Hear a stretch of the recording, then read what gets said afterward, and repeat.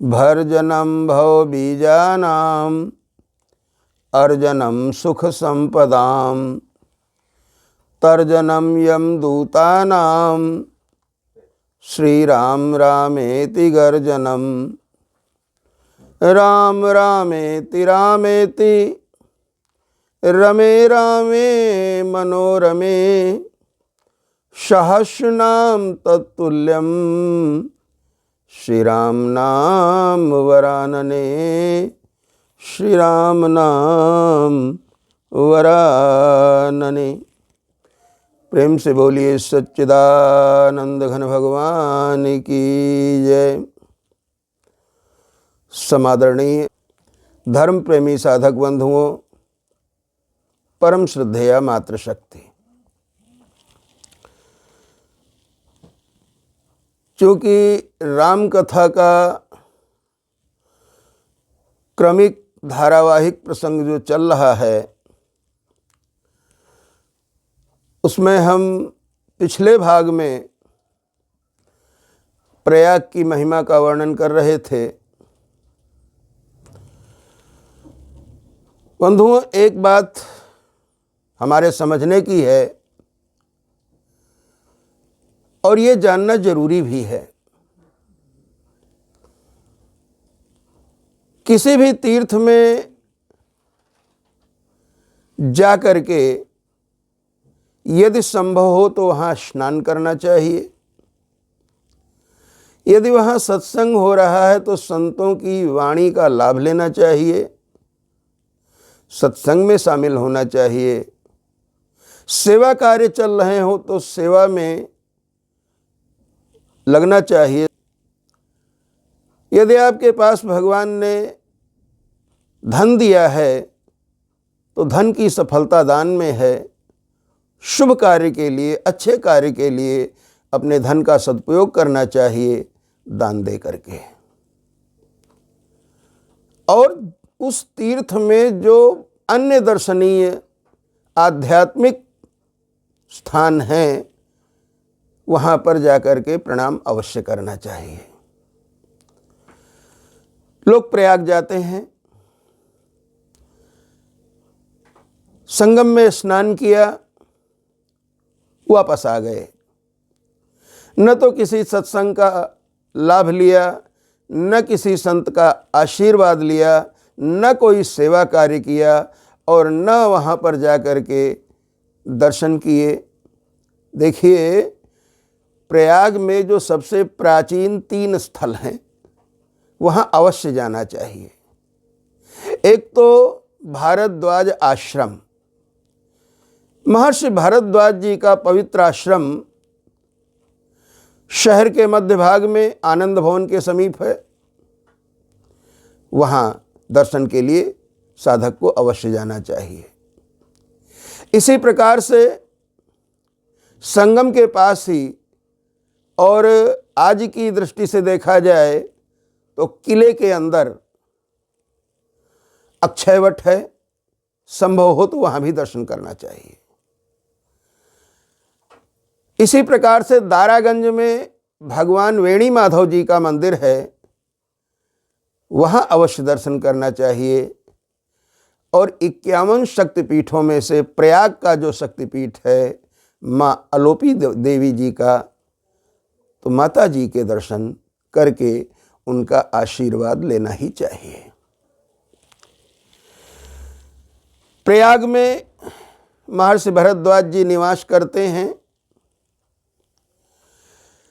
श्री नारद भक्ति सूत्र में कहा गया है कि सामान्य लोग तीर्थ में जाकर प्रसन्न होते हैं, पवित्र होते हैं, अपने पापों का प्रक्षालन करते हैं, लेकिन श्री भारद्वाज जी जैसे जो संत होते हैं, उनके होने से तीर्थ में लोगों के द्वारा किए गए पापों का जो कलुष होता है, कालिमा होती है, उसका नाश होता है। और ऐसे संतों के होने से तीर्थ प्रसन्न होते हैं। कहा तो यहाँ तक गया है, तीर्थी कुर्वन्ति तीर्थानि, तीर्थी माने संत, भगवत प्रेमी, भगवान के भक्त, तपस्वी। तो जो तपस्वी होते हैं, भगवान के भक्त होते हैं, भगवान के प्रिय होते हैं, वो तीर्थ को तीर्थ बनाते हैं, शास्त्र को शास्त्र बनाते हैं। और ऐसे संतों का तो दर्शन ही बड़ा पुण्यमय होता है। श्रीमद् भागवत में एक जगह आया है, साधु नाम दर्शनम पुण्यम। संतों के दर्शन करना ही पुण्यमय है। देखिए, एक तो शिक्षा अथवा दीक्षा वो होती है जब सतगुरु अपने साधक के कान में गुरु मंत्र प्रदान करता है और फिर उस मंत्र के जप की विधि, अनुष्ठान का तरीका, आसन कैसा हो, वातावरण कैसा हो, किस प्रकार की भावना होनी चाहिए, इन सब बातों के लिए जब सद्गुरु निर्देश करते हैं तो ये संत के द्वारा एक सामान्य दीक्षा होती है। लेकिन वही महापुरुष अपनी नजरों से केवल एक बार आपकी ओर देख लें, संतों की दृष्टि में आ जाना, ये भी बहुत बड़ी कृपा का विषय है। और तीसरी स्थिति और भी विचारणीय है कि संत आपसे नहीं मिले, आप संत से नहीं मिले। वो कहीं सुदूर हिमालय की कंदराओं में बैठे हुए तप कर रहे हैं सैकड़ों वर्ष से,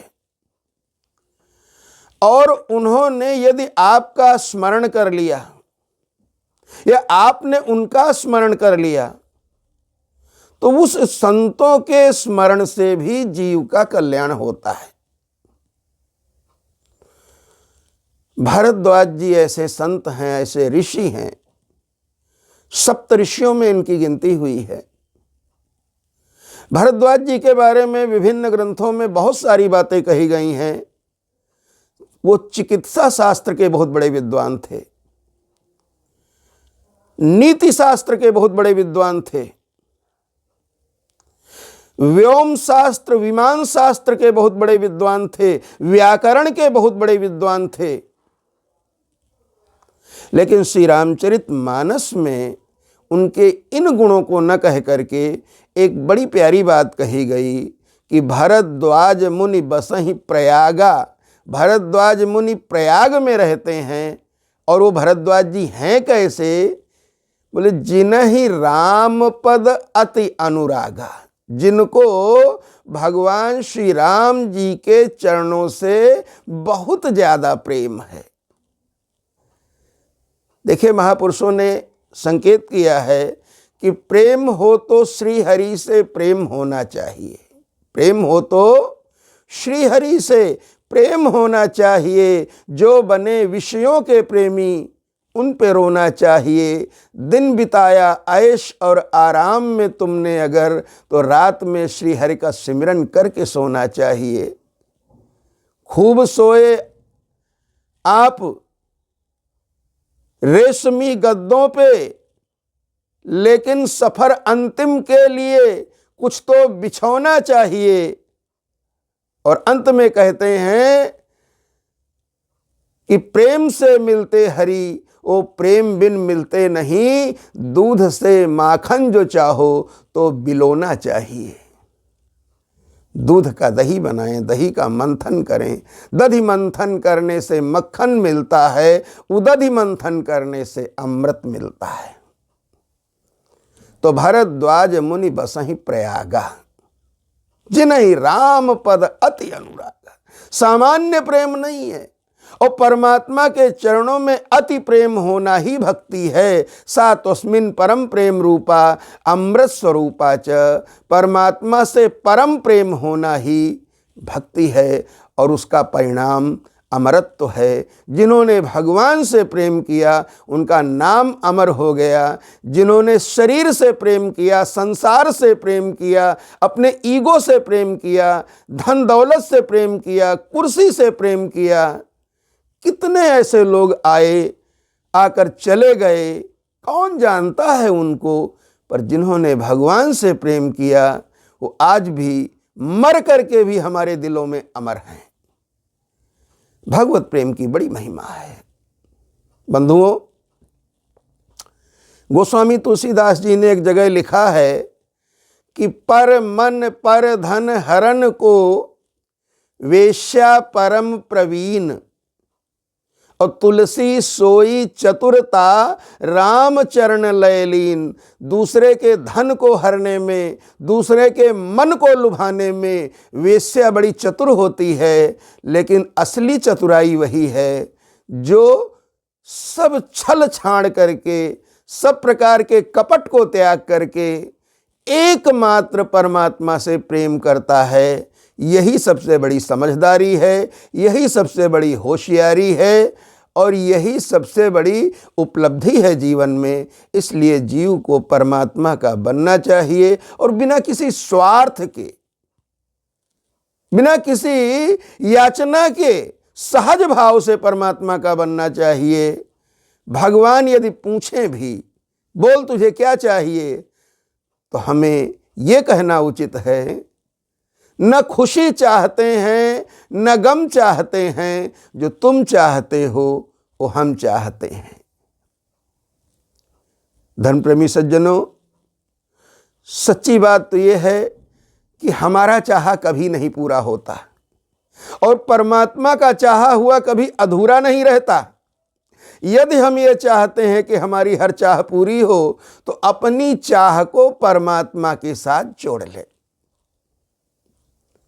हम अलग से कुछ चाहते ही नहीं, हमारी कोई इच्छा ही नहीं है। जो आप चाहते हो हम उसी में प्रसन्न हैं। यदि ये स्थिति मन में आ जाए, यदि हमारी ये स्थिति बन जाए, तो समझ लो कि हमारे जन्म जन्म की बिगड़ी बन गई। वो कहा जाता है ना, जहां ले चलोगे वहीं मैं चलूंगा, जहां नाथ रख दोगे वहीं मैं रहूंगा। जहां ले चलोगे वहीं मैं चलूंगा। न कोई उलाहना ना कोई अर्जी, कर लो करा लो प्यारे, जो है तेरी मर्जी। तुम्हें छोड़कर और किस से कहूँगा, जहाँ नाथ रख दोगे वहीं मैं रहूँगा। कुछ लोग भगवान की इच्छा को जीवन में स्वीकार तो करते हैं, लेकिन मजबूरी से। क्या करें भाई, भगवान जो करते हैं ठीक ही है, कुछ कर भी तो नहीं सकते। मजबूरी में नहीं, प्रेम से इस बात को स्वीकार करना चाहिए, क्योंकि प्रेम मजबूरी का नाम नहीं है।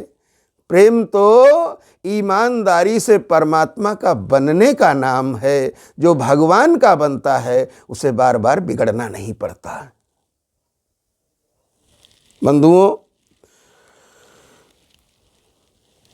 एक बार माघ मास में, जिसकी चर्चा हम पिछले भाग में पहले भी कर चुके हैं, कि माघ मास में जब सूर्य भगवान मकर राशि में प्रवेश करते हैं, उस समय तीर्थराज प्रयाग में प्रतिवर्ष एक महोत्सव मनाया जाता है, जिसमें साधक गण कल्पवास करते हैं। जगह जगह संतों के प्रवचन हो रहे होते हैं, लोग 2 बार 3 बार स्नान करते हैं, संकल्प पूर्वक जीवन बिताते हैं और अधिक से अधिक भजन करते हैं। शरीर स्वस्थ है तो सेवा करते हैं, धन दिया है भगवान ने तो दान करते हैं। इस प्रकार से तन मन धन तीनों को पवित्र करते हुए 1 महीने तक अपने आप को पूरी तरह भगवान के प्रति समर्पित कर देते हैं। और ये महोत्सव प्रतिवर्ष होता है। एक बार याज्ञवल्क्य जी महाराज पधारे। कहाँ? तीर्थराज प्रयाग में। अब याज्ञवल्क्य जी कौन है? बोले मिथिला क्षेत्र के परम संत हैं महाराज। याज्ञवल्क्य जी उपनिषदों में जिनका नाम बड़े आदर के साथ लिया गया है, वैदिक कालीन संत हैं, बहुत ही महान महापुरुष, जिनके बारे में जितना कहा जाए उतना कम है। एक बार भारद्वाज जी ने उनके श्री चरणों में प्रणाम करते हुए रोक लिया, महाराज भले ही कल्पवास पूरा हो गया, भले ही माघ मास पूरा हो गया, लेकिन आप मत जाइए। आप जैसे संतों से हमें बहुत कुछ मिलता है और बहुत कुछ पाना है। यदि संतों से कुछ पाना चाहते हो तो 3 बातें ध्यान में रखना। एक तो संतों के सामने अभिमान मत दिखाना, किसी बात की अकड़ मत रखना, क्योंकि संत और भगवंत वो तत्व हैं जो अकड़ की पकड़ में नहीं आते हैं। एक बात। और दूसरे, संत के पास कपट पूर्वक मत जाना, कोई छल मत करना, कोई कपट मत करना, सच्चे भाव से सेवा करना। और तीसरे, संत को चाहना, संत से कुछ मत चाहना। देखो, भगवान को चाहना, संत को चाहना, गुरु को चाहना एक अलग बात है, और उनसे कुछ चाहना एक अलग बात है। यदि आपको हीरा मिल रहा हो तो हीरे को फेंक करके कांच के टुकड़े को पाना चाहो, इससे बड़े दुर्भाग्य का विषय और भला क्या हो सकता है। हमने पहले भी अभी कहा कि न खुशी चाहते हैं न गम चाहते हैं, जो तुम चाहते हो हम चाहते हैं। संत से प्रेम करो, लेकिन संत से कोई उम्मीद रख करके प्रेम मत करो। अरे वो तो केवल ये तुम्हें अपनी सेवा का अवसर भी प्रदान कर दें, ये भी तुम्हारे लिए परम कल्याणकारी है। याज्ञवल्क्य जी ने भारद्वाज जी की बात को स्वीकार किया और वो वहाँ पर रुक गए। भारद्वाज जी और याज्ञवल्क्य जी एकत्र होते हैं, सत्संग की गंगा प्रवाहित होती है, और फिर भारद्वाज जी का प्रश्न होता है श्री याज्ञवल्क्य जी से कि महाराज, मैं एक बात जानना चाहता हूँ। हे प्रभो, नाथ एक संसौ बड़ मोरे, करगत वेद तत्व सब तोरे।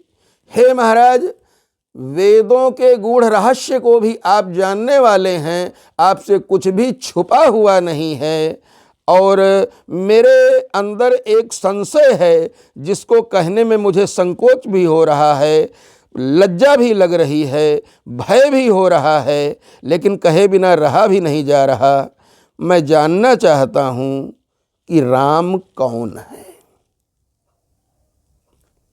राम कौन है? राम एक राजकुमार हैं या राम स्वयं परब्रह्म परमात्मा हैं? वो मर्यादा पुरुषोत्तम हैं कि वो सारे जगत के स्वामी हैं, अखिल भुवन निकायपति माया धनी हैं? राम कौन है जानना चाहता हूं। एक बार एक सज्जन ने मुझसे कहा, महाराज जी, एक राम दशरथ का बेटा, एक राम घट घट में लेटा, एक राम का जगत पसारा, एक राम रण रावण मारा। कितने राम हुए? हमने कहा, श्रीमान जी, राम एक ही हुए, केवल आपका प्रश्न गलत है। यदि प्रश्न को सुधार लें तो उत्तर समझ में आ जाएगा। वही राम दशरथ का बेटा, एक हटा दीजिए, वही लगा दीजिए। वही राम दशरथ का बेटा, वही राम घट घट में लेटा, उसी राम का जगत पसारा, उसी राम ने रावण मारा। ये भेद की बात क्यों करते हैं आप? ईश्वर 33 कोटि देवताओं के रूप में प्रकट होता है, अलग अलग कार्य करने के लिए अलग अलग रूप धारण करता है, लेकिन ईश्वर अनेक नहीं है, ईश्वर एक ही है। राम रूप दूसर नहीं देखा, ईश्वर एक ही है। और ये लगभग हर धर्म, जो आस्तिक धर्म है, नास्तिक धर्म की बात मैं नहीं करता, जो ईश्वर को नहीं मानता मैं उसकी बात नहीं करता, पर जो ईश्वर को मानने वाले धर्म हैं उनके अनुयायी हैं वो यही मानते हैं कि ईश्वर एक है, लेकिन ये मानने में कोई बुराई नहीं कि जब जब धर्म की हानि होती है, जब जब अधर्म की वृद्धि होती है, जब जब संतों सज्जनों का जीवन संकट में पड़ जाता है और जब जब दुष्टों का बोलबाला होता है, परमात्मा किसी न किसी रूप में अवतार लेता है, प्रकट होता है। भय प्रकट कृपाला, भगवान प्रकट हुए हैं, जन्म नहीं लिया है, प्रकट हुए हैं। भले ही जन्म शब्द का प्रयोग कई जगह किया गया है, पर भगवान जन्म नहीं लेते हैं। क्यों? क्योंकि जो जन्मता है उसे मरना भी पड़ता है। सीधी सी बात है।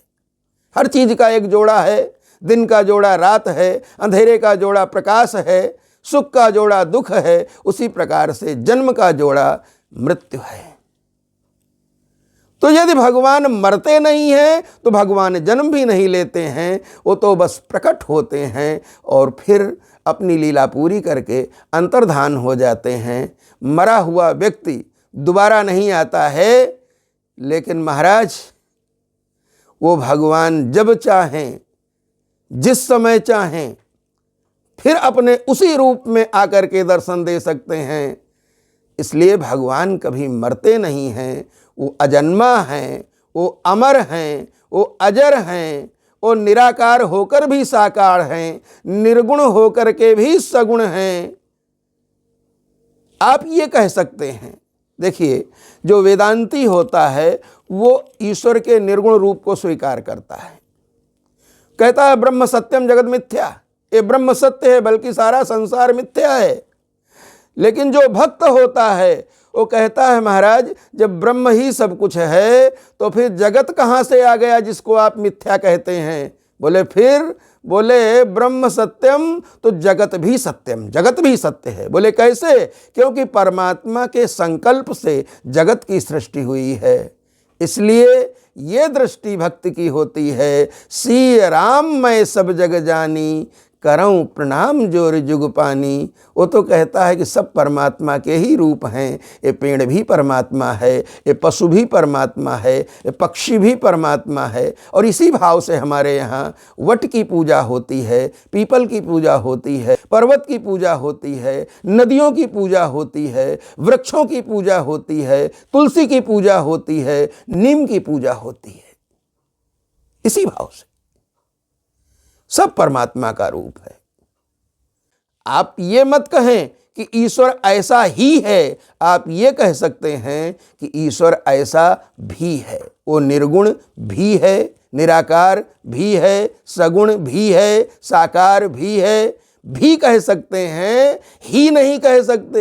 हर व्यक्ति अपने अपने मत की बात करेगा। एक कहेगा ईश्वर साकार ही होता है, एक कहेगा ईश्वर निराकार ही होता है। सामंजस्य बनेगा ही नहीं, संवाद की जगह विवाद होगा। इसलिए ये मानने में कोई बुराई नहीं है कि वो सगुण भी है, साकार भी है, तो निर्गुण और निराकार भी है। वो परमात्मा अवतार लेते हैं। अच्छा, अवतार का क्या रहस्य होता है? समझें इस बात को। अवतार का मतलब होता है उतरना। यद्यप भगवान कण कण में व्याप्त है, जर्रे जर्रे में है झांकी भगवान की, किसी सूझ वाली नजर ने पहचान की, है तो परमात्मा कण कण में। जिसे दिव्य दृष्टि की प्राप्ति हो गई है वही हर कण में परमात्मा को देखता है, वही जर्रे जर्रे में परमात्मा को देखता है, वही सिया राम में सब जग जानी इस दृष्टि से देखता है। अन्यथा तो भेद ही भेद नजर आता है। भेद में भी अभेद है। यही भक्ति का भेद है, यही भक्ति का रहस्य है। तो राम कौन है? प्रश्न उठा। याज्ञवल्क्य जी समझाते हैं। देखिए, जो राम कथा है ये 4 जगह चल रही है। राम कथा की तुलना मानसरोवर से की गई है, और वैसे भी ये राम कथा रामचरित मानस, मानस मन को भी कहते हैं, मानस मानसरोवर को भी कहते हैं। सरोवर में 4 घाट होते हैं चारों दिशाओं में। ये 4 घाट हैं। एक ज्ञान का घाट है। ज्ञान के घाट में कौन कथा कह रहा है? भगवान शिव जी कह रहे हैं। सुन कौन रहा है? माता पार्वती जी सुन रही हैं। कहा जाता है जहाँ पर भगवान शिव जी ने पार्वती जी को कथा सुनाई, वही गुफा, वही जगह गिरिराज हिमालय में अमरनाथ के नाम से जानी जाती है। और राम कथा को अमर कथा कहा गया है, क्योंकि यह कथा भी अमर है और कथा से जुड़ने वाला साधक भी अमर हो जाता है। दूसरा है भक्ति का घाट। भक्ति का घाट कौन सा है? बोले कागभूषुंड जी महाराज कथा कर रहे हैं, गरुण जी महाराज मुख्य श्रोता हैं, लेकिन वृद्ध वृद्ध विहंग तहाँ आए, सुनय राम के चरित्र सुहाए। भगवान के चरित्र को सुनने के लिए वृद्ध वृद्ध विहंग, मतलब कथा बूढ़ों के लिए है? नहीं। वृद्ध का मतलब यहाँ बूढ़ा नहीं होगा, वृद्ध का मतलब होगा परिपक्व। जब तक बचपन रहता है तब तक तो अकल ही नहीं रहती, ज्ञान ही नहीं रहता है। जवानी आती है तो वो ज्ञान हर लेती है, लेकिन जब वृद्धावस्था आती है तो व्यक्ति अनुभवों का खजाना रखे होता है अपने पास। उसके पास अनेक वर्षों का अनुभव होता है और वो समझ लेता है दुनिया क्या है, परमात्मा क्या है, सुख क्या है, दुख क्या है, सच्चा सुख कहाँ मिलता है। एक बूढ़ी माता जो है कुछ खोज रही थी। किसी ने पूछा, माता जी ये बताइए आप क्या खोज रही हैं? बोली, बेटा मैं अपनी सुई खोज रही हूँ। मेरी सुई, धागा, कपड़े सिलने वाली सुई, बोले वो कहीं खो गई है, ढूंढ रही हूँ। बोले खोई कहाँ थी? बोले कमरे के अंदर। अब एक बात बताओ, सुई खोई है कमरे के अंदर, मिल जाएगी कमरे के बाहर रोड पे? जहां खोई है वहीं तो मिलेगी ना। हम वही नादानी करते हैं। सुख मिलता है भगवान के चरणों में और हम खोजते हैं संसार में, जबकि हकीकत ये है मिलता है सच्चा सुख केवल भगवान तुम्हारे चरणों में। ये बिनती है पल पल छिन छिन रहे ध्यान तुम्हारे चरणों में। और कसौटी कितनी बड़ी है। चाहे अग्नि में हमें जलना हो, चाहे कांटों पे हमें चलना हो, चाहे छोड़ के देश निकलना हो, रहे ध्यान तुम्हारे चरणों में। चाहे संकट ने मुझे घेरा हो, चाहे चारों तरफ अंधेरा हो, पर मन ना डगमग मेरा हो, रहे ध्यान तुम्हारे चरणों में। मिलता है सच्चा सुख केवल भगवान तुम्हारे चरणों में।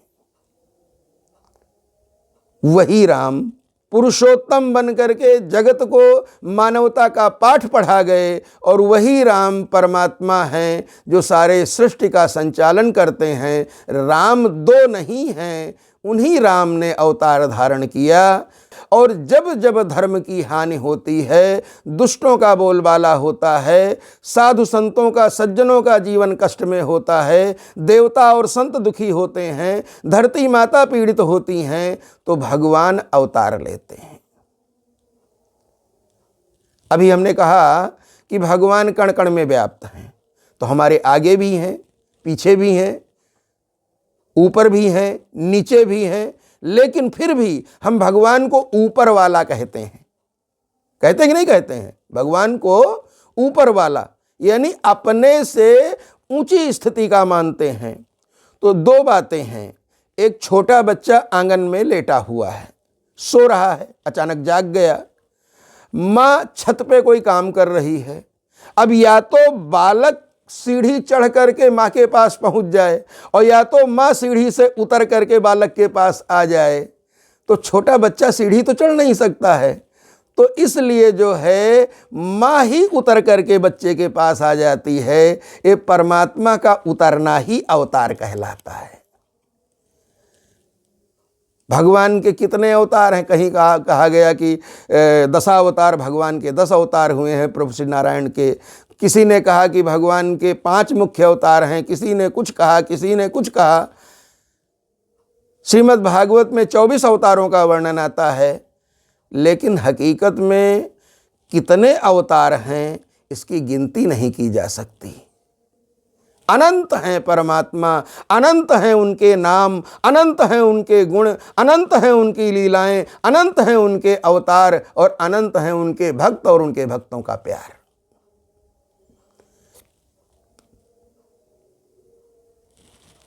ये प्रभु हैं। एक छोटे बच्चे से पूछो कि आपके पिताजी क्या हैं, तो वो बच्चा क्या बताएगा? उसको तो ये पता नहीं कि वो प्रोफेसर हैं, कि बैरिस्टर हैं, कि वो डॉक्टर हैं, उसको ये सब ज्ञान नहीं है। तो वो तो इतना कहेगा, मेरे पिताजी मेरे पापा जी हैं।